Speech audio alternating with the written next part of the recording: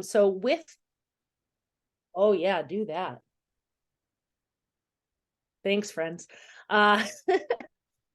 So as we move into something where we're asking our students to stick with it and do something hard, we would be remiss to start at that higher level without considering some of those basic needs. Additionally, we have to evaluate our participants' motivation. So generally there's two types of motivations. So extrinsic, that comes from external rewards, status, or praise, versus internal motivation, that is based on a person's desire to behave or act in a certain way because they want to, or because they genuinely take pleasure or see value in doing that activity or learning that thing. There are ways to work with both types of motivation, but really evaluating what is it that motivates that student. Show of hands, does anybody have any students that are just inherently motivated because they are good students? Not as many. How many of them really like treats and stickers and extra recess and external rewards? Some. You know, if I think about my own biological children, they behave very differently. And so just by tapping into what it is that motivates our students can help us influence their stick-with-it-ness. And factors that influence that motivation are autonomy and choice. Unfortunately, in a lot of our Western traditional education, students feel a lack of autonomy and empowerment during the day. Questions you could ask yourself as an instructor is, do your students have any choices? Are they being given appropriate amounts of responsibility and ownership over their education or the structure or flow of their day? When I was told recently that people have 3 basic needs, to look good, to feel good, and be in control. And the thing that I find very frequently is that if my students or my biological children have not felt that anything was in their control, they will do things to create control. One in particular will use food. He just won't eat because it's the only thing he can control is whether or not he eats. And he is trying to exercise that choice and that autonomy. And so there is a theory called choice theory. And student choice is vital for encouraging their ownership over the course of the day and can help create buy-in or investment. Students with low motivation are probably not excited or committed to their education and have no desire to stick with it. So options can be anything from if the group eats snack first or has recess first, or if it's the other way around, recess then snack. Perhaps it's, should we do math first or reading first? Or maybe it's just, do you want to go this way or this way to the lunchroom or to music or to whatever other special it is? So it's your job as an instructor to give appropriate choices to your students, but think of it as, how can I offer something where either or would be an acceptable choice that I can live with? Small choices can create considerable motivation in our students. Do you want to use a pen or a pencil? Do you want to, you know, crackers or chips for snack? But there's like low stake choices that we can provide to give the students a feeling of autonomy. And so, Steve, that's a really good point. So create situations to build their confidence where there isn't a wrong choice. The choice is not like,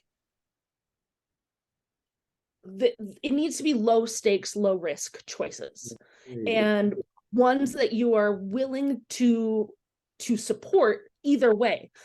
I've done this even as a parent or as an educator, is threatened something that really wasn't a choice. So like, if you don't clean up your room, we're not going to this birthday party.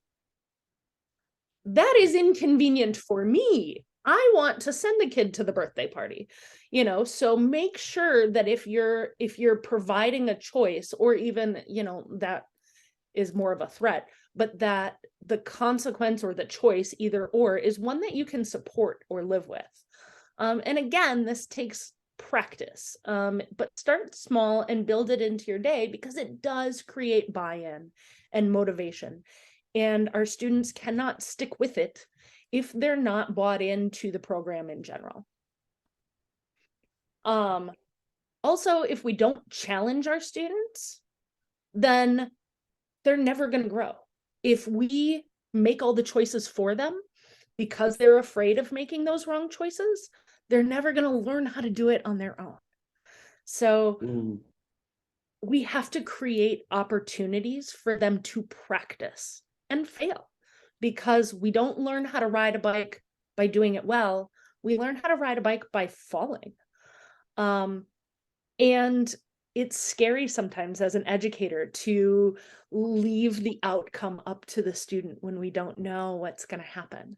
But if we don't challenge our students, they're just not going to grow. And they can problem solve as long as we create opportunities for them. So it's really important to scaffold them.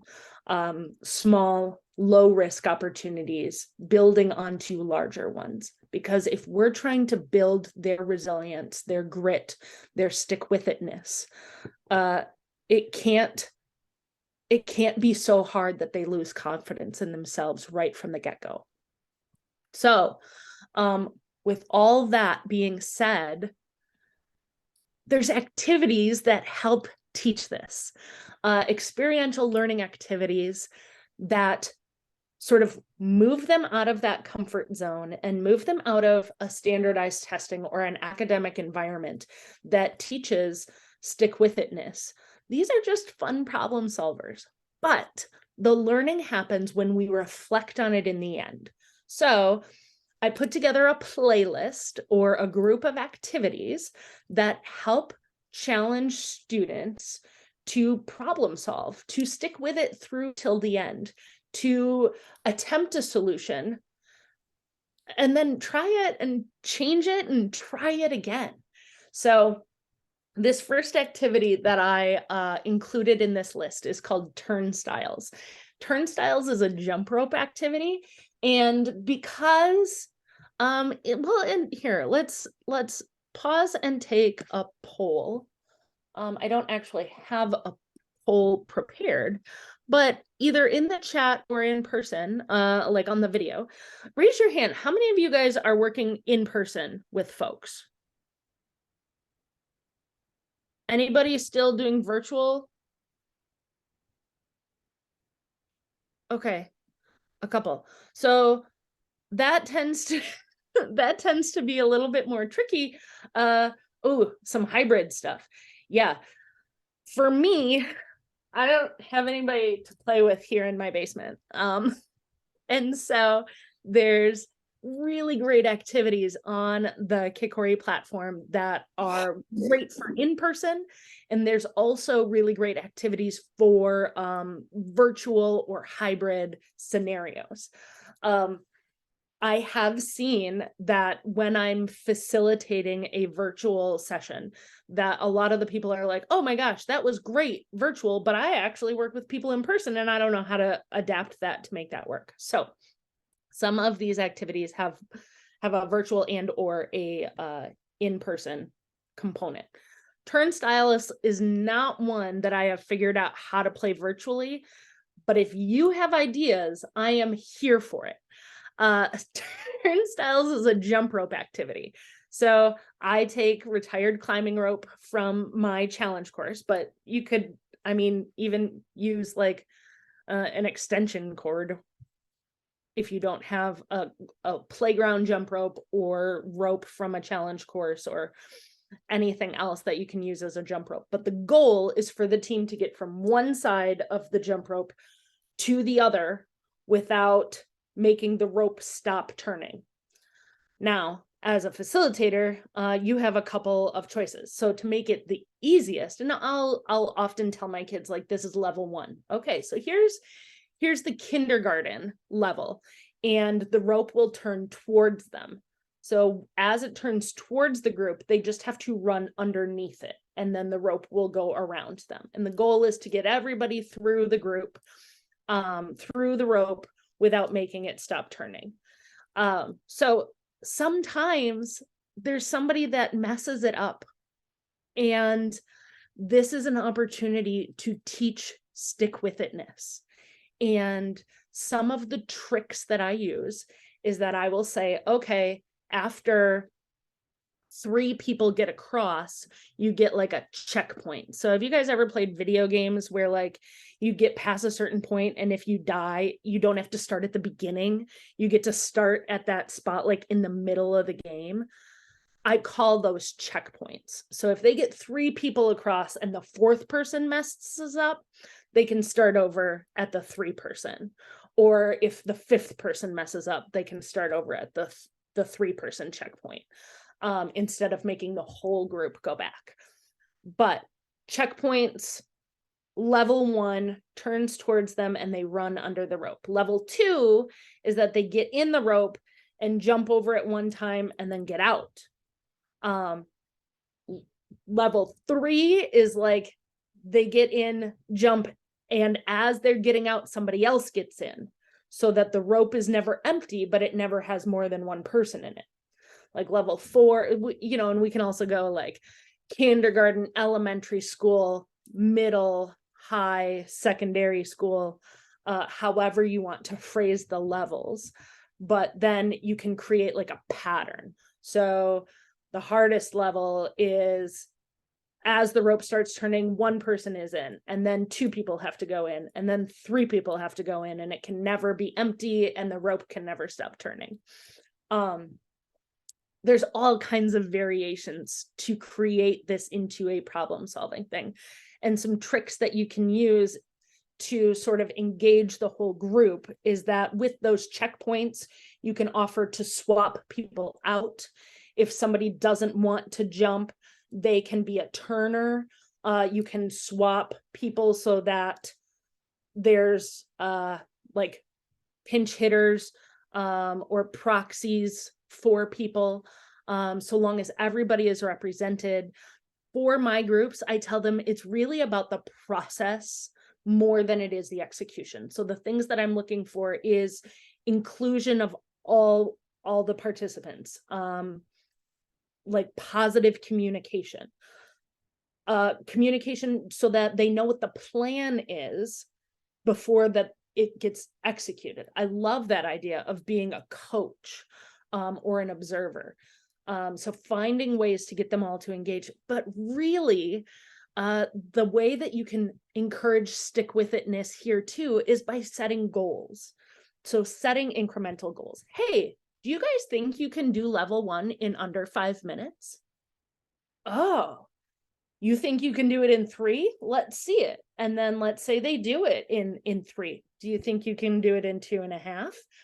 And by presenting a challenge, setting goals, and providing opportunities for them to be successful while continually upping the challenge, teaches them that stick-with-it-ness is that it's okay to fail, and it's good to keep trying and to scaffold success. Failure is not a bad thing, but continually creating more challenge is what is going to give them that skill to do it when things are hard. And more important than the activity itself is the debrief. And so all of the Kikori activities have debriefing questions that break it down into what happened, why did that happen, and what do you want to do about it next? How are you going to grow? And we don't learn from experience, we learn from reflecting on our experience. And when you give them an opportunity to break down what happened and say what you want to do about it the next time, they'll be able to draw on that memory so that they can grow the next time they're in a challenge-based situation. Oh, I love that you guys are writing so much stuff down. I am going to jump back into my slideshow. So TURNSTILES on the app. Traffic jam is one of my favorite activities, and this was introduced to me on a low ropes course.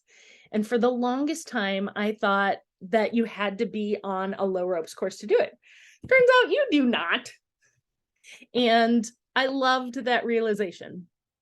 So the way that traffic jam works is, I'm going to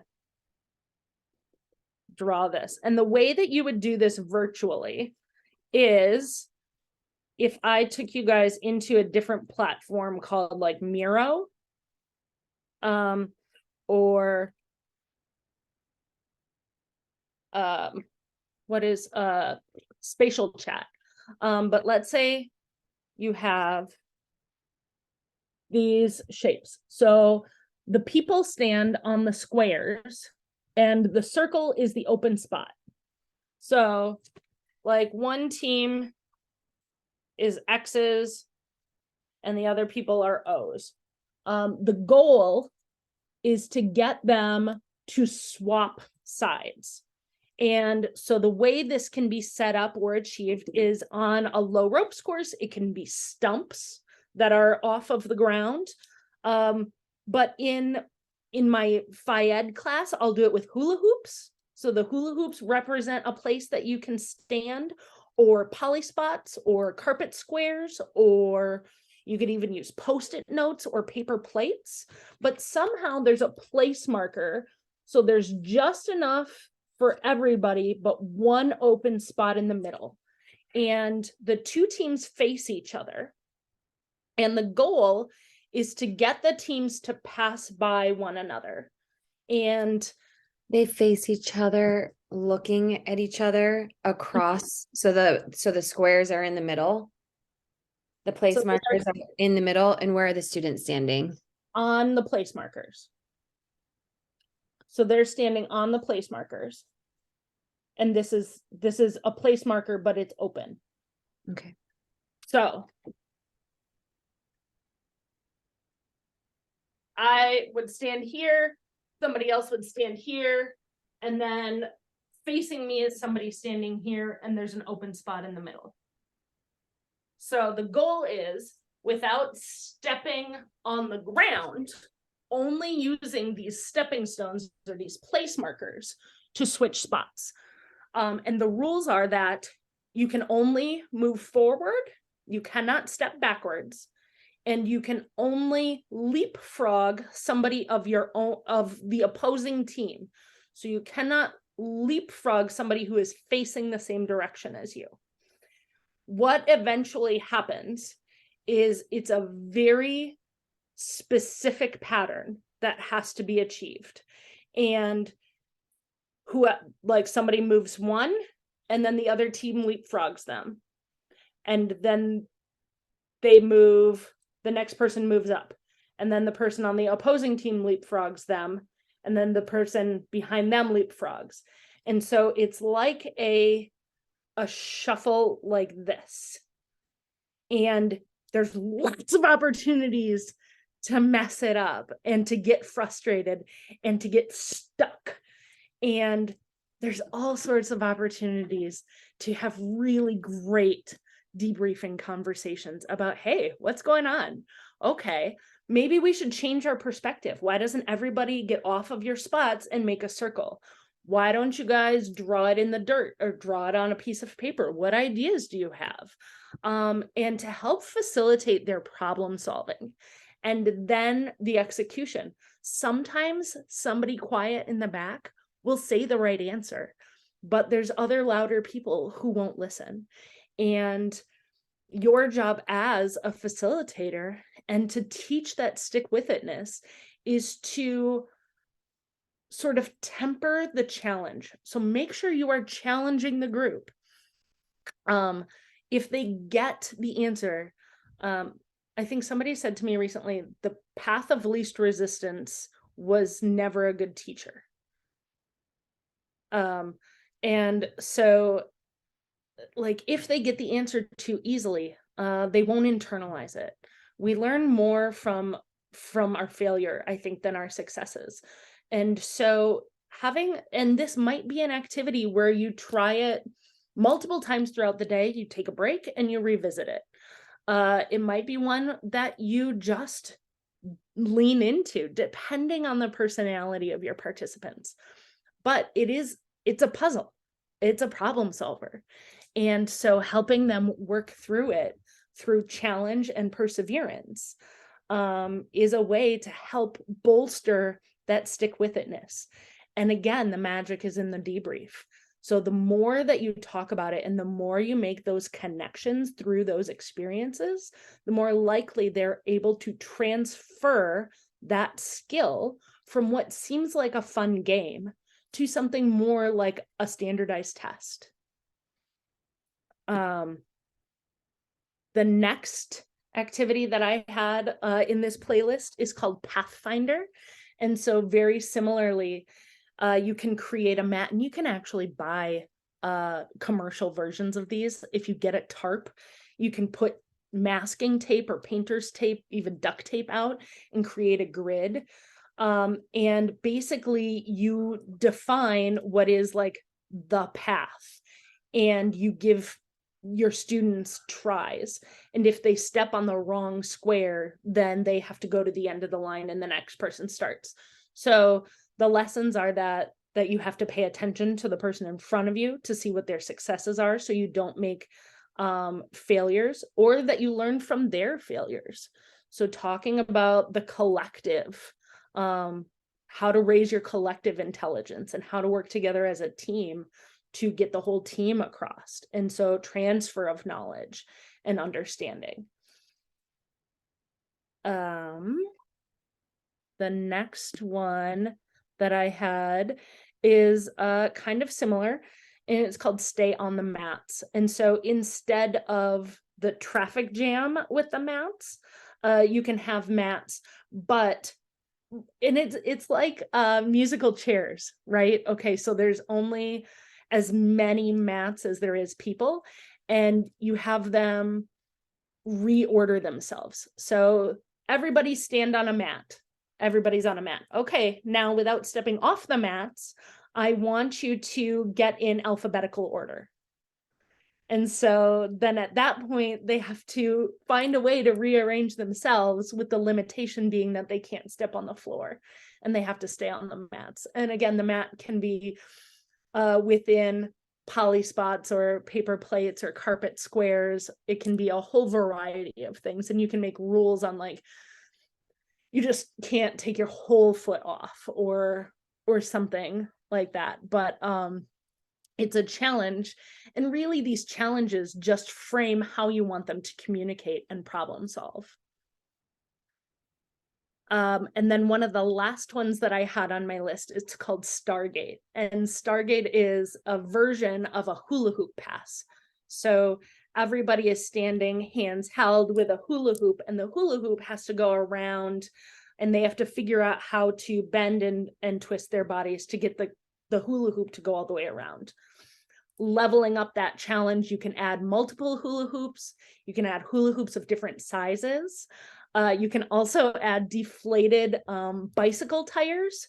So like flappy rubber, a lot harder to get through than a hula hoop. You can also do it with tubular webbing if you tie it in a knot, if any of you are familiar with raccoon circles. But creating different sizes, materials, and flexibility then increase the challenge. You can also have multiple objects going opposite directions, or you can have them chase each other, and the goal is to try and get like the hula hoop to catch up to the bicycle tire. All of these things, again, are just a vehicle to get your kids to practice feeling the pressure of a challenge and overcoming it and working through it. And so all of these are written up with step-by-step instructions on the app, along with those debriefing questions. And I've actually gone ahead and put them in a playlist. So on the Kikori app, we have the ability to order our activities into playlists or sequences or collections of activities. So this playlist is a public playlist. You should be able to find it on the app, just called Stick-with-it-ness. And it's this collection of problem solvers that when you work through them will help your students make the connections of feeling challenged, working through that challenge, and be able to transfer that skill to other areas of their life. So I want to pause here and see if anybody had any specific questions on some of that content.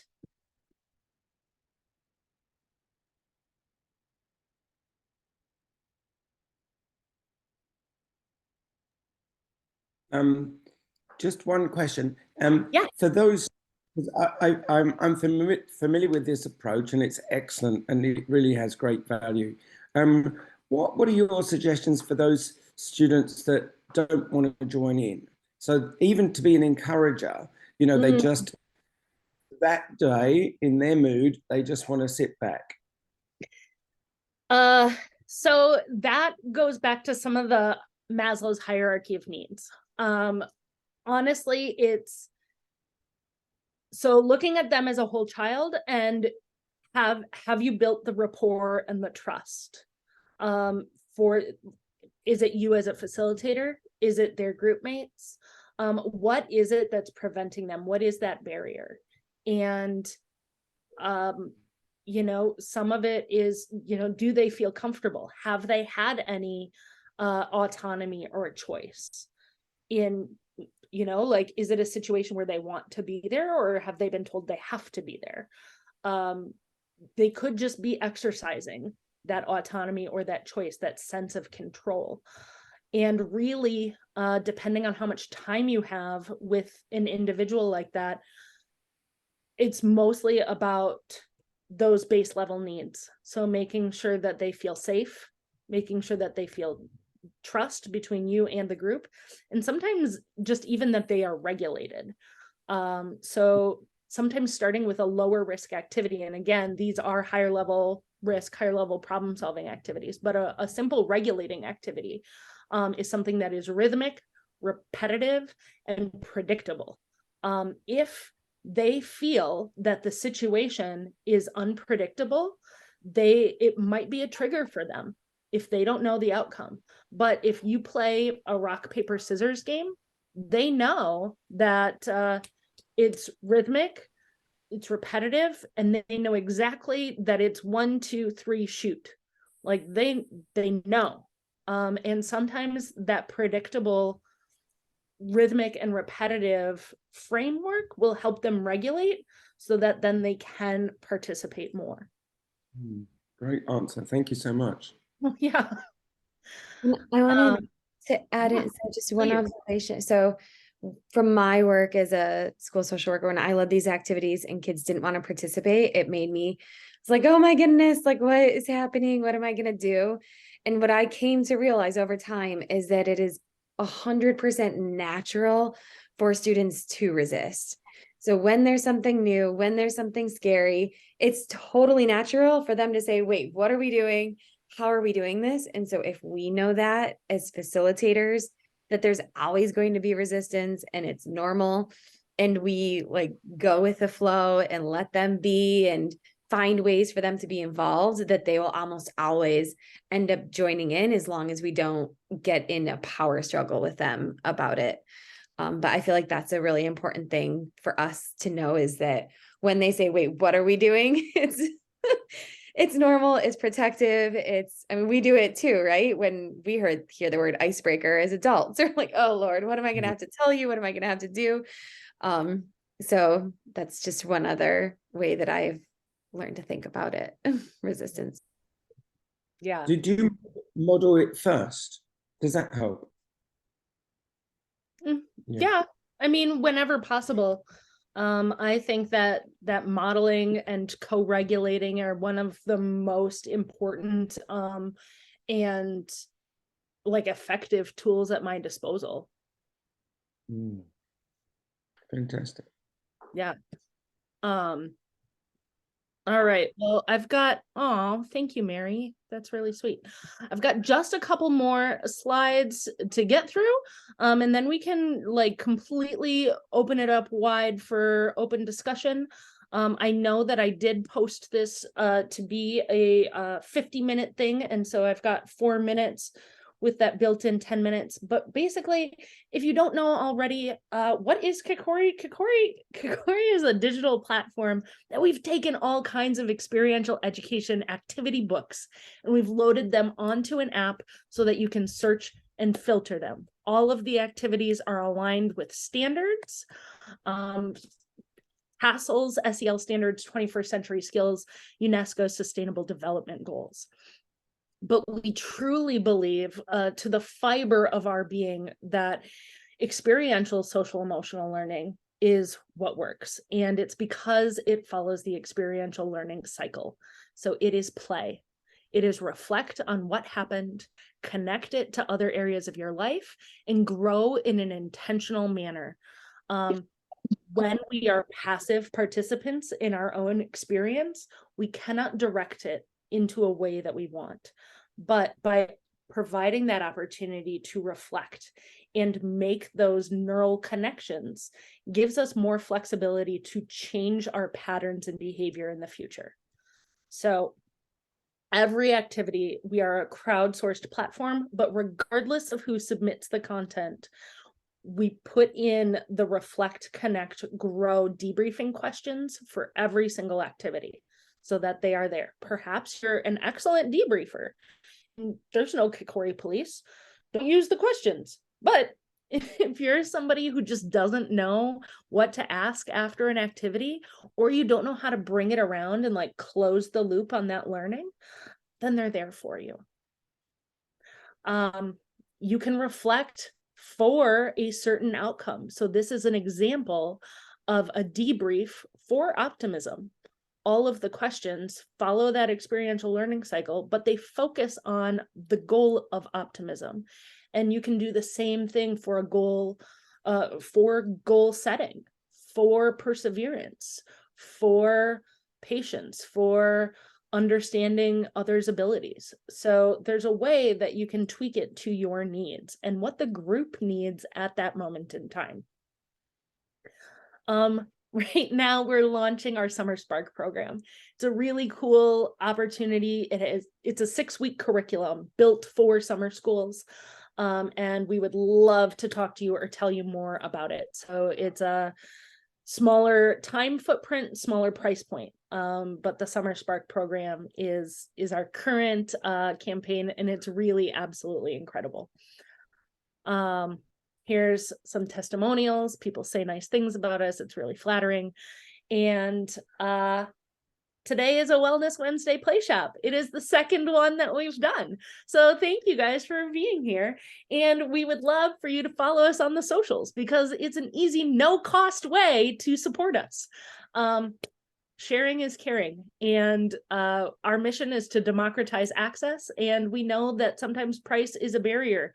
And so if you're looking to support us and can't afford to do it with your dollars, please consider liking, following, and sharing us on the social medias on the interwebinets.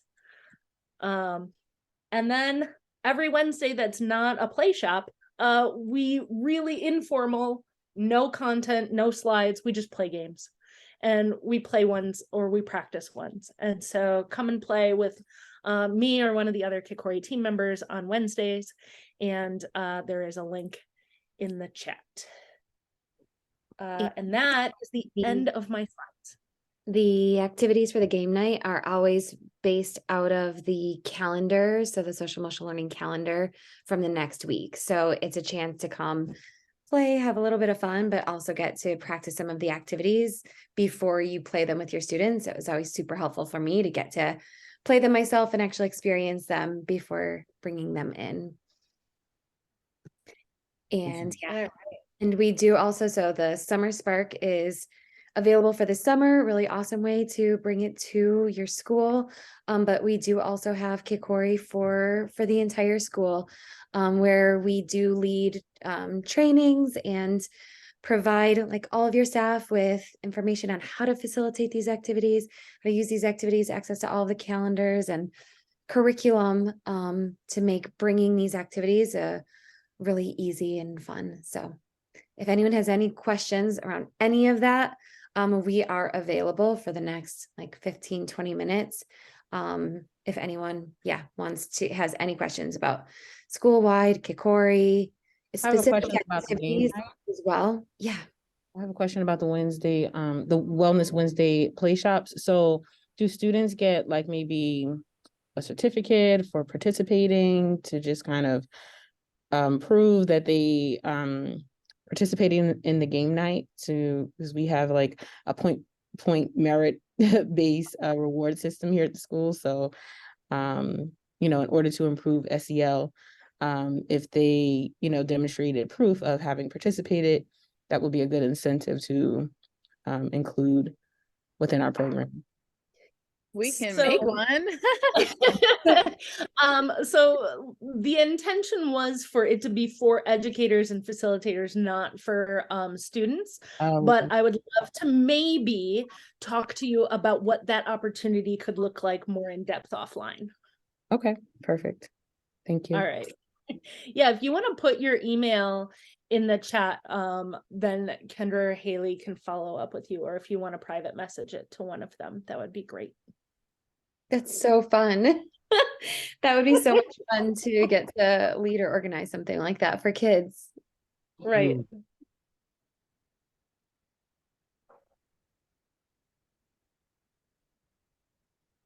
Yep. What else?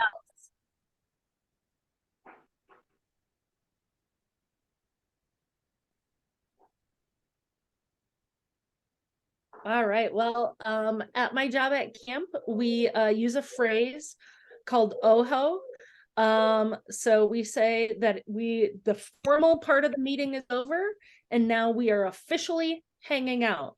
So the webinar, I think, is officially over. And at this point, we are just hanging out. So if you need to go, please have a wonderful rest of your Thursday or Wednesday or anything in between. And if you want to stay and hang out, you are more than welcome. Oh-ho. Oh, hey, I've got a question. May I ask?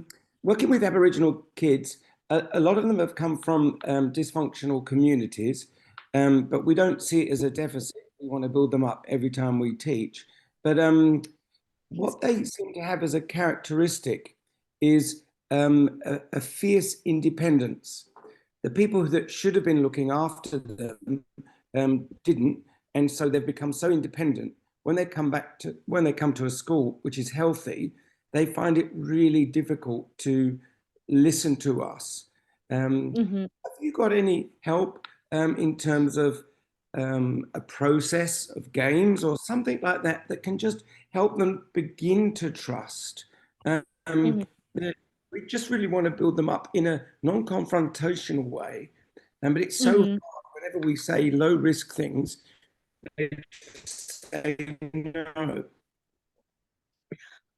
So I work with Native students here in northern Wisconsin, and I feel like while it's not the same, there are some similar characteristics. That being said, there's also plenty of people from Caucasian, European descent that have some stories as well. And so what I have found to be successful are quiet activities, partner activities. If they feel like they have to perform in any way, they will push back.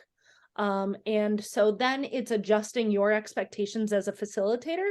Like, if you have them do a partner activity, they don't need to come back and then demonstrate or share out. That is very, like, there's so much pressure with that. And even like the very stereotypical name games of like going around the circle and the last person has to remember the whole group, like that is just like almost trauma inducing anxiety, because it's such a performative thing. Also, like, without creating any opportunity for autonomy or choice, they will push back because it does feel it's that power struggle. And so I have found the most success in almost even nature-based activities, reflective activities, ones where they can journal or write based on prompts, or create something with art, or even like Andy Goldsworthy is an American nature artist, and he manipulates nature to create these art pieces. But then they always get put back. But I have found a lot of success with that. It's a fine walk between tapping into what will resonate without culturally appropriating. And so really just creating opportunities for shared positive experience. Reducing some of that expectation, reducing the need to complete something, but just by sharing space, you can build trust. By sharing a meal, by sharing an experience where there isn't any expectations of performative or like achievement, but just like going for a walk is really meaningful. And the more opportunities you can just share space and have a shared positive experience, the more you're building that trust. Yeah. Yeah. Love it. Thank you so much. Oh, you're so welcome. Yeah. Yeah. And if you do have success, please send me an email or a message. I would love to hear about it. And even if things don't go well, like I would love Very, very happy to do that. And yeah. the challenge is that when you've got a large class and some are regulated and some are not, to be able to find that balance so that you can help the ones who are not and actually still give things to do for those that are. It would be easier if we had just a class with those who are not yet ready, so that we can go for long walks and play simple games to get them ready. But we're not quite in that space yet. And so what I do then is that sometimes I will give them level challenges. And so I tell my students, whenever you are with me and you feel like you need to move your body, you are welcome to, as long as it doesn't disrupt somebody else's learning experience. So level 1 is hold a plank.